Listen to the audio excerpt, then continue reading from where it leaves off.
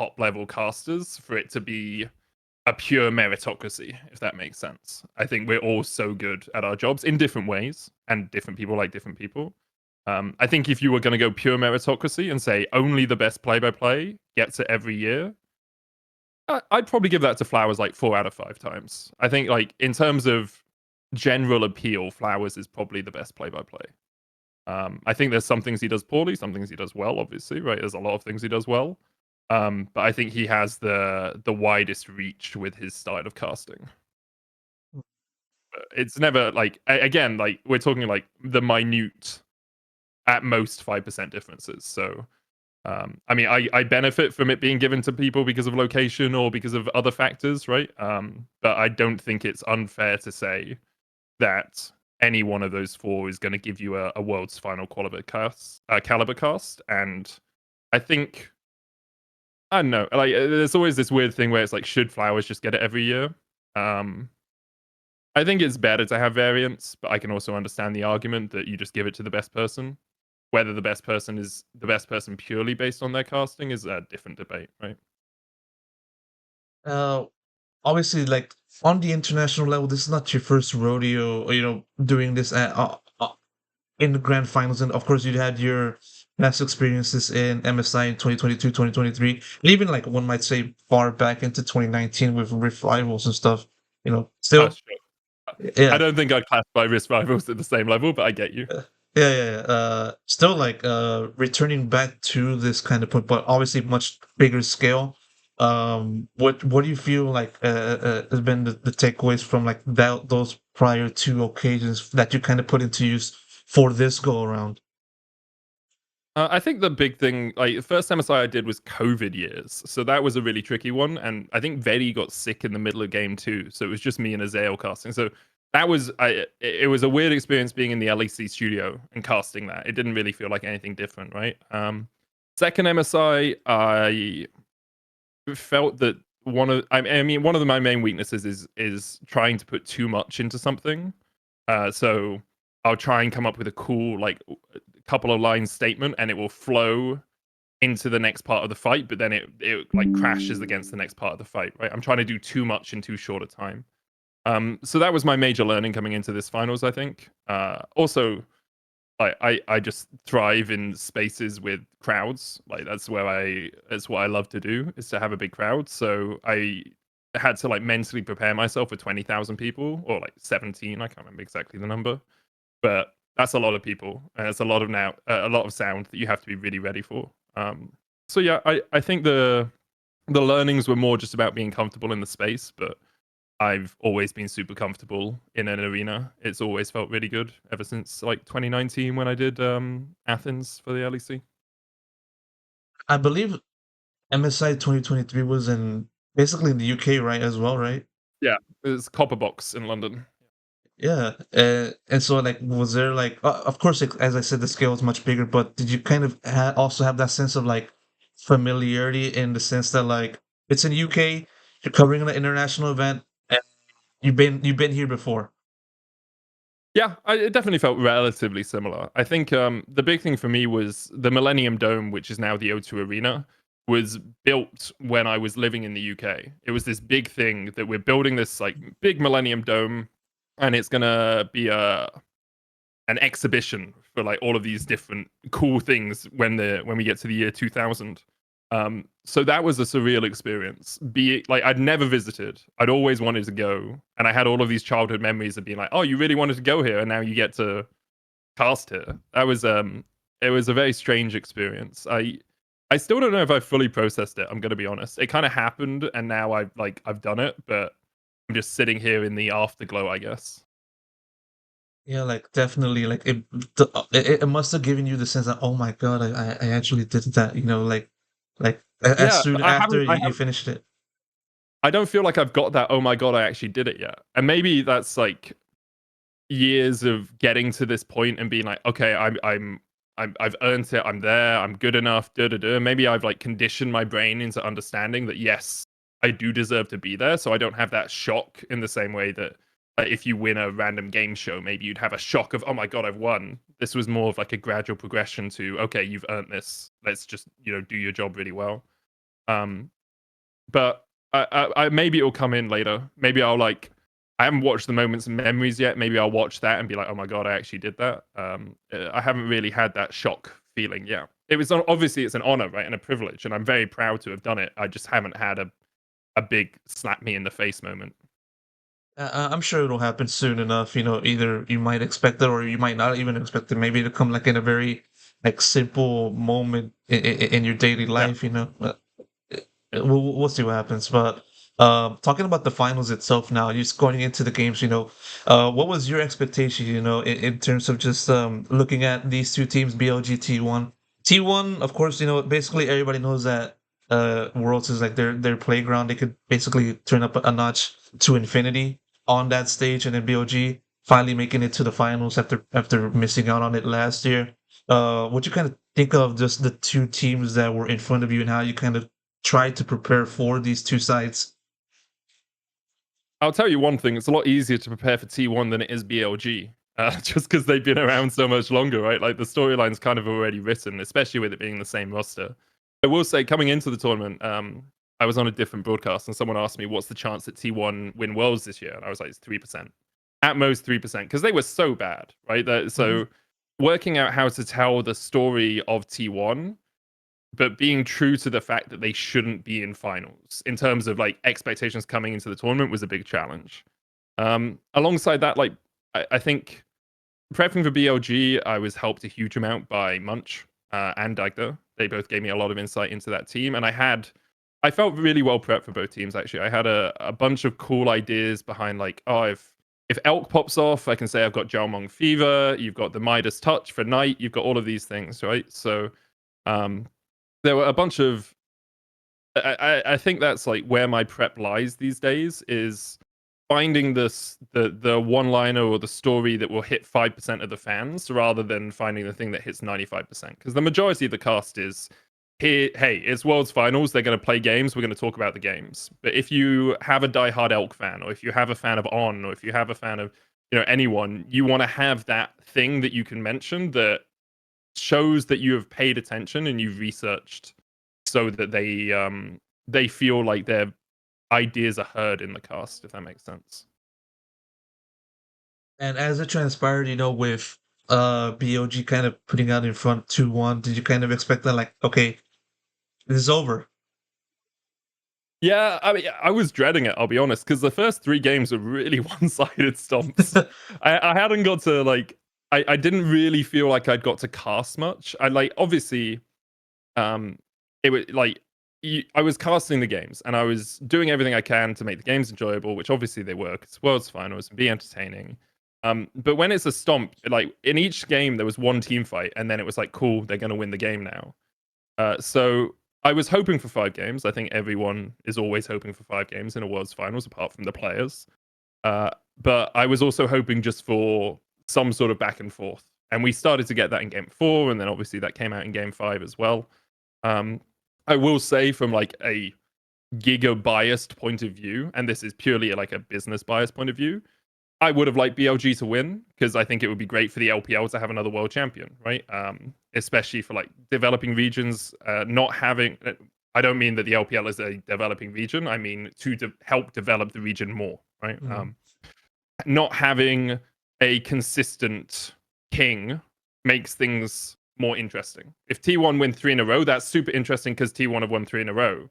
But if you want to have a fight between the LPL and the LCK, it's much better if T1 win, then BLG win, then I know Gen G win, then JDG win, right? Like that story is really compelling. Not that T1 winning isn't compelling. I just don't think it has the same uh, essence anymore. It's no longer like a match between rivals. It's an underdog coming to try and beat T1 again, right? Which is less interesting to me. Mhm. Yeah, I do get that sense because, like, in some ways, people are like amazed at looking at T1, especially Faker's 5 championships. It's a testament to just his longevity and just how good he is 100%. the game. In addition to the rest of the team, being able to flip a switch and suddenly play very well. Like vastly contrast, how they played in the LCK. There's another sense where they kind of look at that and say, "Oh no, here we go again. Another T1 victory, another T1 title, another year of T1 being shoved down three people's throats. And of course, we get that, dominance is a double-edged sword in that sense. And you're going to say Yeah. something about that? All I was going to say is like T1 100% deserve to win, and it's very like for them, it's very cool that they're winning. This roster is a generational roster, right? Like it looks like they're going to be together again next year. I saw Owner and Carrier have re-signed, right? In terms of their dominance, it is an amazing story, and it's an honor to be able to be part of that in whatever small way casters are part of that, right? All I'm saying is a rivalry is more fun when the other side wins every now and Yeah. again, you know? Yeah, and now going over to just games 4 and 5, when you got that sense that like this is definitely going to be a different story from the first three games of the series, how'd you kind of like work through that for yourself and also for your casting partners, in Kobe and Vedi? So it's hard in the moment to like deliberately shift the gear with your casting partners because I can't say to them in the middle of a cast, hey guys, we need to up the ante a little bit here because it's going to be Yeah. exciting. But I think like you go into every game prepared for whatever that game might bring you. And then you shift depending on what the game gives you, right? So after every game, we'd sit backstage. We'd sit at the casting desk and we'd be like, hey, anything we need to change, anything we don't think we're hitting, anything we want to talk about more. And I think going into game 4, we talked about how we wanted to tell BLG's story a little bit more because if they win, you need to have told their story right in the game. Our general like sense was game 1, we do a little bit of narrative. Do you want like a breakdown of how we structured each game? Yeah. Okay. So game 1, we had all of our narrative, but in game 1 of a series in the quarterfinals. What series was it? LNG Weibo. We'd shotgunned our narrative a little bit. It was the same casting trio, and we just put too much information out there in game 1. So we said, okay, we'll hit the top beats in the first 5 minutes, and we'll have a lower third being like T1 versus the LPL or something. I can't remember what it was. This big like story of the teams. And then through that game, we'll drip feed a little bit of narrative here and there. So it's like, oh, if Knight gets a kill, Betty might say, yeah, Knight, 5-time domestic champion alongside, Scout and Xiaohu. Yeah. He's one of the most dominant players in the LPL, right? So that was our game 1 strategy. Game 2, game 3, we said we're going to stay on screen. So if game 3 had been a 2-0, we would have talked about whoever was winning. But the idea is, we're going to 4 games at least. We might as well just, talk about what's happening because people are here for the League of Legends. The narrative is extra, right? That's analyst desk, although obviously you can add it into the cast. Going into game 4, we said we were going to tell the story of BLG a little bit more. And then when T1 started winning, I had that line, Faker is not of this earth. And after that, Kobe and Vedi came in and were like, oh, now it's time to talk more about T1, right? So it's this like natural ebb and flow of the cast. And then game 5, it was like, we'll tell some stories for 5 minutes and then we're just going to talk about the game because that's all that matters, right? Everyone is just focused on who is going to win this game. So yeah, that's the general like way you would structure a best of 5, and obviously it flexes depending on who's winning and what's happening. But I think the main objective is not to overdo the narrative as much as narrative is great. It's you If you spend too long trying to tell the players' stories in the middle of a game, often you just get bogged down in the details. And it's really hard to anticipate action sometimes in League at the moment because things can be very, oh, it's just an engage. Oh, it's just gone in. This thing's just happened, right? So if you spend too long like going off on a story and then like a team fight happens, it sounds really convoluted and really jarring. No, I do understand the rationale that you put in for each of the 4 games and 5 games in that series, and obviously everything came to a head in game 5, where, as you said, mostly focus on the game because why would you do anything else? And pivoting towards the final 2 team fights, where that basically set the difference. That basically made the game, finished the game. Obviously, I can't remember what you exactly said, but you basically said like he still stands after like having to go through a POG, gank or invade, and yeah, like, and then before that, I think there was like you said something about like the legend of Faker, like he's unbeatable, something like that. Paraphrasing, but I mean, you get what I'm possibly. saying. I'll be honest, I don't remember the entire cast. I remember like 3 moments of it. So Yeah, yeah. no, no, no. But still, like Yeah. going over to those points, what was your headspace like right then and there, on those final two team fights leading into the end of the game? I can talk. I can definitely talk about the final one, which is the one where Zeus gets caught in top lane, right? Like, and then Faker comes in. My headspace there was, "Don't fuck this up," because it was one of those moments where. Sorry, can I swear? I didn't Yeah, ask. yeah. Apologies. Yeah, okay.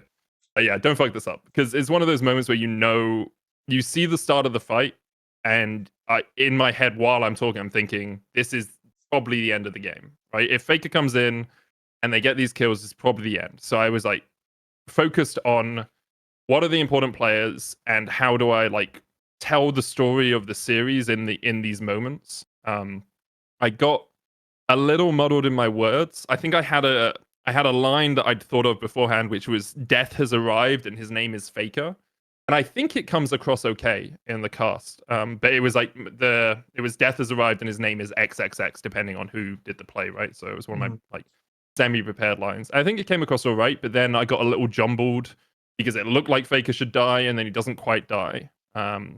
And after that, I was like, okay, the game's ending. So I hand it over to Kobe, who comes in with Faker, the unkillable Demon King once again, or something. And then they start to, I think they go through top lane. I can't remember exactly which lane they won through, but they start to win. I'm pointing at Vedi and Kobe, being like, hey, you guys need to talk for a little bit here. Because my win moment was really short. I was like, I'm going to have just like a 2-line win moment.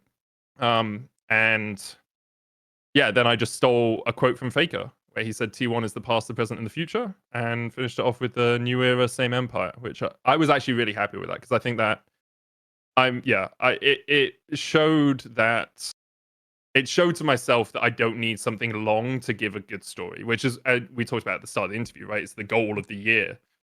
So yeah, I was pretty happy with that overall. Yeah, I was going to ask about the final moment, the final line. Obviously, you kind of answered it for me, but still, I gotta ask you, prepared, basically? Yeah, 100%. I had like 6 different win moments depending on how that series went. I had one if T1 had won 3-0. I had one if it was close. I had one if I had a backup one in case I didn't really like the previous one in the moment. I had 3 for BLG. Like, I think I used to not prepare my win moments as much, but it's the World's Finals. It's got to be a good line. It's got to be something memorable. It's got to tell the story. Because to me, the worst thing would be just saying T1 are your world champions or something. And the Nexus falls and T1 are your like it's fine. It's serviceable, but I get paid to do a job and like I think part of my job is making those moments, excuse me, memorable. No, you definitely did. Out of curiosity, what was the line that you had prepared if BLG won? Oh, give me 1 second, I'll get it up. I Okay. can't remember off the top of my head.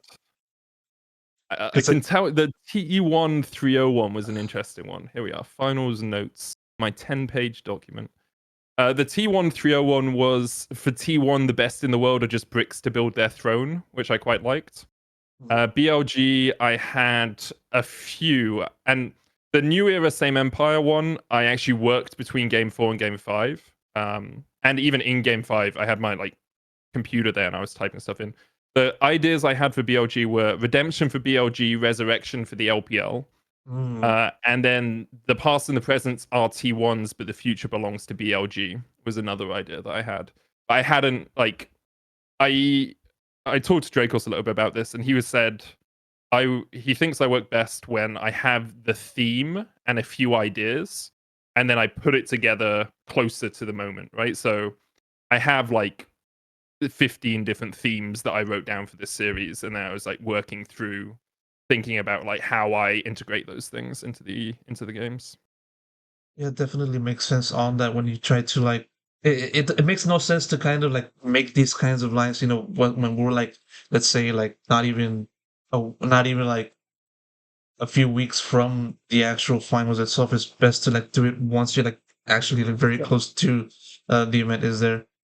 I mean, I had no idea I was casting a few weeks from the Oh, finals, so, and also you no, don't know who you're. you, no, you, Yeah, you, you got a point there, but still, like, yeah, that's the kind of sense that I'm trying to get at.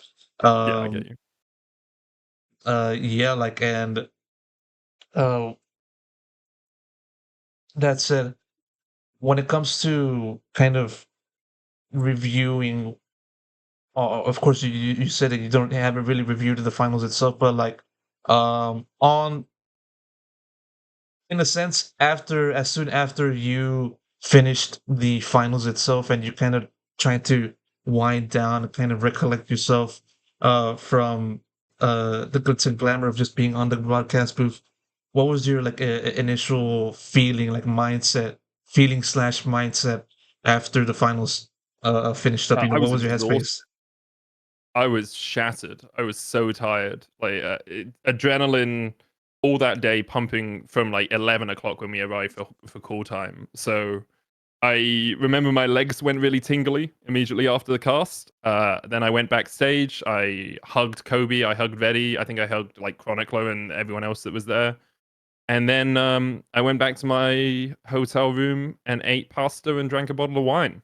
And it was great. I felt very chill. I was definitely really tired. I had a banging headache as well, actually. But yeah, it was. I expected relief, I guess. And it didn't really feel like relief. It felt more like a job well done. I think is the best way to describe it. I think I the general feeling I thought would happen around this finals was I'd be really scared, really nervous. I'd do it, and I'd be like, wow, like I actually can't believe I did a good job. And the feeling I got instead was obviously very nervous, right? And quite a bit of anxiety. But I came out of it being like, yeah, I did a good job because, of course, I did, because I'm good at my job and I've worked hard to be in the position. That sounds really arrogant. I don't mean it that way. I mean it more of I did a good job because I put in the work, right? Mhm. So yeah. Uh, were you satisfied in a sense about it? I'm happy with how that weekend went. I think like looking back, there'll always be things you want to change, but I thought it was a world's finals quality cast, so I'm satisfied. Follow up onto that. Was there anything that you felt you could have changed? You know, now looking back onto it. Oh, I mean, yeah, like 50 million things in the cast, man. Like my use of words when I said certain things. I think I messed up my first line. I said. Ladies, gentlemen, and everybody else, it is our divine pleasure to cast this for you. It's like, what is a divine pleasure? I mean, does that make any sense? Yeah. So, I mean, there's tons of stuff in the cast that I've changed, and that's um, part of being self-reflective, right? But in where I was and how I did it, I'm happy. That's the important thing. I want to pivot over to your partners for that cast. You know, Vedi and Kobe. Kobe, I mean, it feels like every year he's casting the finals with a different group, but he's always there. Want to know what it was like, just having him step into to the broadcast booth for yourself and Betty. And Betty, everybody knows about your partner and Betty now. You guys work well together, but still, like, it's was it a different ball game altogether? You know, when it comes to casting the finals with you in consideration, because Betty also did a few finals as well beforehand. Um, I don't really think so. I think it like in the end we generally treated it like another cast. Like obviously you're going to prep a bit more and you're going to make sure that you're ready for it. But at the end of the day, we've all been casting a long time, and we're all very comfortable casting with each other. Kobe was really good with hand signals, which made it a bit simpler. Like he'll be pointing and be like "duh duh duh" all the time, because I lean over the desk quite a lot when I'm casting, so I don't always see. But yeah, there wasn't any. It didn't feel like there was a weird atmosphere or like anyone was trying really hard to get the other people in the headspace. I think my messages with Vedi were like, mate, we're on Worlds Finals. And he went, yeah, isn't that cool? And I said, yeah.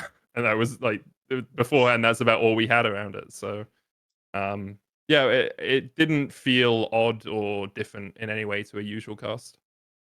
Was there anything like that? Was there any feedback that like Kobe gave to you? Because as I said, someone that has been doing finals almost every year, and obviously there was something there that kind of makes him stand out. So that said, was there anything that he kind of like told you to say like as a heads up for what to expect? Not really. Like, I think Mm. there's a degree of trust there, like between all of the casters. And like, the we sat down for like an hour and talked through like mechanics and the structure of the show and like I think the biggest difference between that and like a quarterfinals cast is structuring the post game, right? So it's I would say I'll do my win moment. Then one of you guys comes in after the applause, and then when they walk down the bridge, there'll be a wipe, and we have to say the sponsor obligation for the wipe. And then when they lift the trophy, I'll come back in and I'll say once again, T1, you're world champions, whatever, right? But in terms of the rest of it, like I think I hope Kobe trusts me to do a good job, and we talked about how we work as a trio, and we'd already cast the quarterfinal together, so we knew at least recently how we were working together. So Yeah, like you mentioned it right there in the quarterfinals. I mean, was it basically just copy and paste from that to the finals? like I think do you mean the way the cast works together? More so like preparation and just kind of working together and just having to d- do your work on the booth.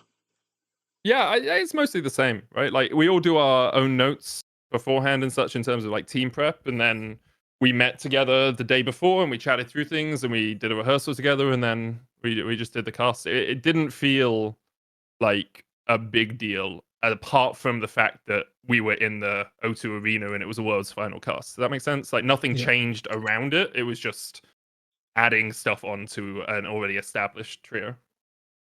Yeah, like looking at the finals itself, do you feel that is the best cast that you've ever done? Like, That's tough to judge. I don't think a finals cast. I think the only finals cast I would look at and be like, that is like an 11 out of 10 cast is DRX versus T1, right? 2022. Apart from that, finals tend to be more of a do an 8.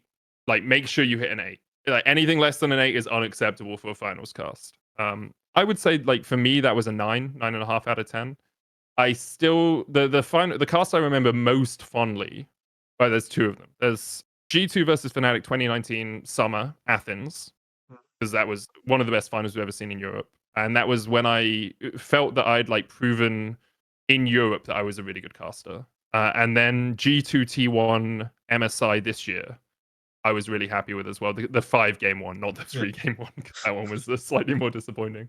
But, like often the cast is made by the games, right? I think if the first 3 games had been more competitive, I would probably feel better about my cast because like you enjoy the moment more, you get more opportunities, especially as a play-by-play to shine, right? It's a better experience. It's like T1 versus DRX, best finals we've ever seen, probably best finals we'll ever see. And that cast was great, but also you have to have moments like Guma stealing the Baron with the arrow, and you have to have moments like that for it to become a great cast, right? Or at least a cast that will go down in history. So yeah, I wouldn't call it the best cast I've ever done, but I don't think I went in expecting it to be the best cast I've ever done because you have to understand that. Like, I don't mean you specifically. I mean I had to go in understanding that I was going to be nervous, and there were going to be so many people there, and there was going to be smoke, and there was going to be Linkin Park, and all of this stuff, right? So you have all of these extra factors that are going to affect how you cast on the day.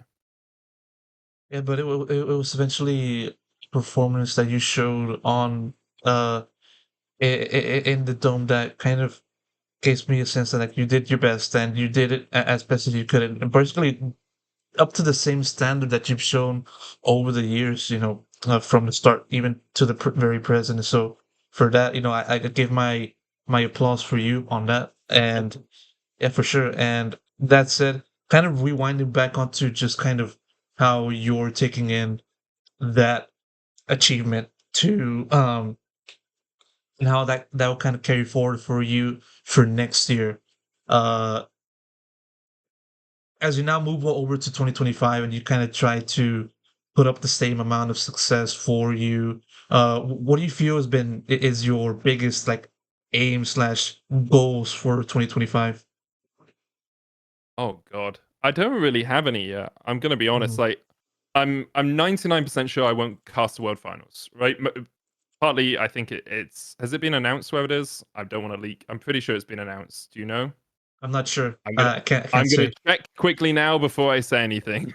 Sorry.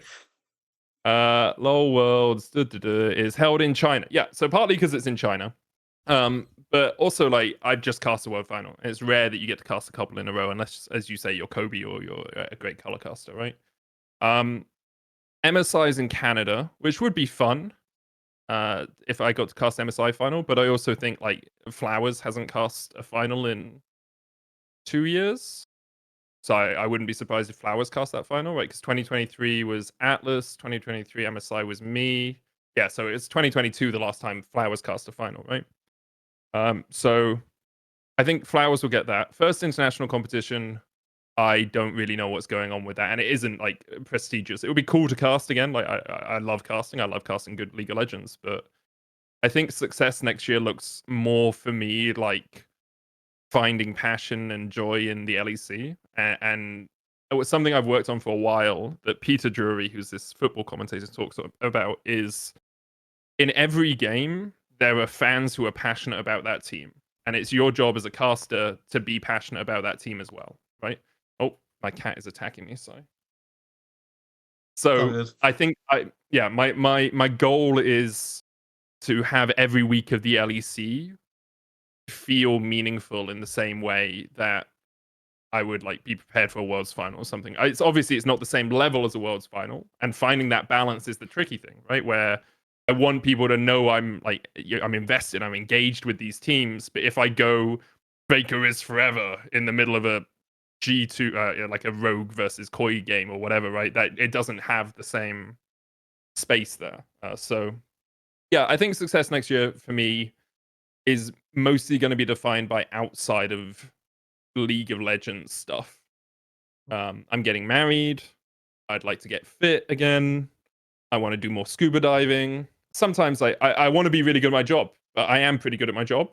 And like the changes I can make there, I'll make.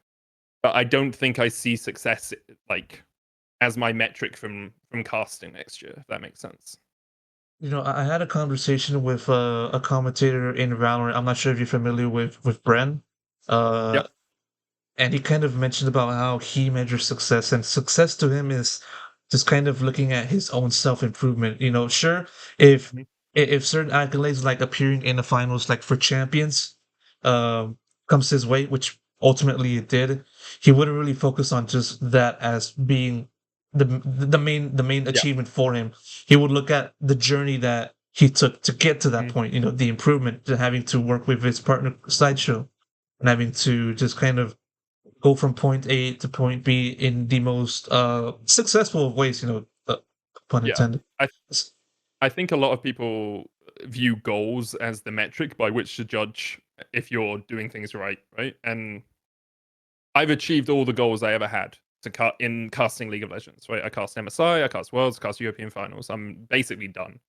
But if I look at the journey and the moments along that journey as the success points, then it becomes a lot easier to firstly not burn out, but also to like actually feel good about myself. Because like for example, if my goal is to cast Worlds Finals and next year I don't get it, which I won't because I just cast a World Finals, am I going to feel shit? Right? Even if I improve by like 5-10%, it's very probable I don't get Worlds Finals next year. So then, if I focus on only the goal, I become this like husk of a person that gets annoyed at the end of every year, right? And I was that for a while. I had a while where it's like, oh, I still think I've never cast a semi-final at Worlds, right? And I had a while where I thought it was my year to cast a semi-final and I didn't get it, and I beat myself up for a month in the off season about why I didn't get it. But yeah, now having the metric be, am I living a fulfilled and happy life? It makes it a lot easier to actually be a happy and fulfilled person. Well, let me put it to you like this. I guess the goal for next year is casting the semifinal for Worlds. Just kind of check Oh, that out a maybe. little Yeah, true. That's the one thing I haven't done, right? So, yeah, bit. maybe. I want to Yeah, become a dive master. That's my goal. There we go. yeah, for sure, for sure. Do understand that. Now we're kind of we're winding down onto the time limit. As you gave me before we started the recording. So a few more questions before I wrap it up. You kind of alluded to, or not really alluded, but you mentioned about how at the start of this conversation about how you kind of have plans for after League of Legends, and how you might not have a lot more time to have at your disposal to give to this game on the broadcasting side. Sure, if you don't give me anything concrete, I understand that, but still, exactly how long do you think you can go at this before you kind of go into a different direction? Yeah, it's hard to give you anything concrete. I love my job. I get stressed by the satellite things around the job, social media, that sort of thing. It doesn't have a positive impact on my life, but I love casting. I love League of Legends. It's a great game. It could be 5 years. It could be 15 years. I'm not sure. I know the things I'm thinking of doing next, but also like a lot of that isn't in my hands. Right? I'm a freelancer. I get hired per year by Riot. If they decide not to hire me 1 year, then I'm just not there. Right. So I think that I am preparing for the future while enjoying the present is the best way to put it. I don't see it being anytime soon, but who knows? You know. Who knows indeed. And now, as we wrap up this conversation, I want to ask you just sort of if you got any words to kind of share towards, the duo that will do finals in next year, kind of as a time capsule kind of thing. What kind of advice would you give now that you've experienced it firsthand a few weeks ago? Oh, that's a tough one. I think I'm just gonna repeat Brox's advice, which is it should be a weekend that 5 years from now you look back on and you had an incredible time and you enjoyed yourself, and get rid of anything that doesn't let you do that. For sure, I do understand that. And that said, I'm going to wrap it up right here. Medic, pleasure to talk to you and Great. have a chance to get to know you also. Really do appreciate you making this happen for me. And yeah. Thank you so much.